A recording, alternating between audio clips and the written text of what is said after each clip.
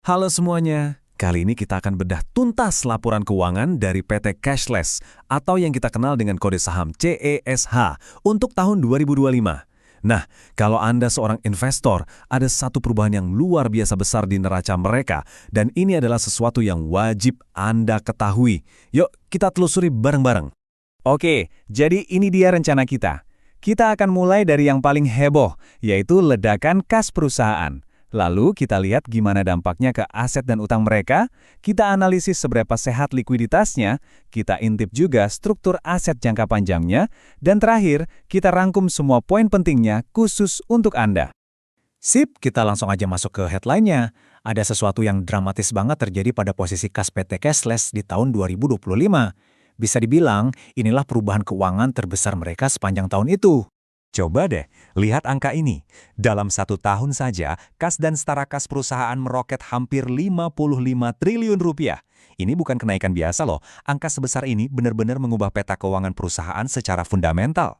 Skala peningkatannya itu, wow, bayangin aja, cadangan kas mereka itu melonjak hampir 5 kali lipat. Dari yang tadinya sekitar 14 triliun, tiba-tiba jadi lebih dari 69 triliun rupiah.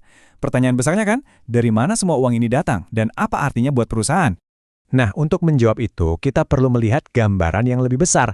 Dari mana pertumbuhan ini berasal, dan apa lagi yang berubah di neraca keuangan mereka pada saat yang bersamaan. Pertama, kita lihat total aset lancar mereka. Ini adalah aset yang gampang dicairkan dalam setahun ya. Ternyata, totalnya ikut melonjak lebih dari 2 kali lipat. Tentu saja, pendorong utamanya adalah suntikan kas masif yang baru saja kita bahas tadi. Eits, tapi tunggu dulu. Ada sisi lain dari koin ini. Di saat yang sama, utang jangka pendek mereka atau liabilitas lancar ternyata ikutan berlipat ganda juga. Pertumbuhannya hampir seimbang banget sama kenaikan aset. Nah, disinilah ceritanya jadi makin menarik. Jadi, ini dia pertanyaan intinya.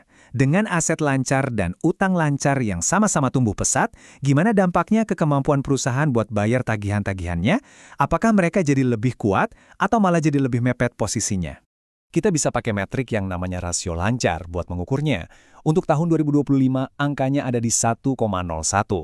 Angka ini didapat dengan cara membagi total aset lancar dengan total liabilitas jangka pendeknya. Artinya apa sih 1,01 itu? Gampangnya gini, untuk setiap Rp1 utang yang harus dibayar dalam setahun, mereka punya aset lancar sekitar Rp1 juga untuk menutupinya. Posisinya aman, tapi tipis.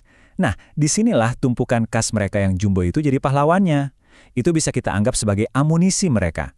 Dengan modal kerja sebesar itu, mereka jadi punya fleksibilitas buat investasi atau ekspansi tanpa harus mengganggu stabilitas operasional sehari-hari.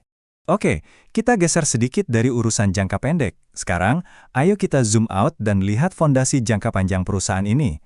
Sebenarnya, apa sih aset fundamental yang dimiliki oleh CASSC? Coba deh perhatikan ini.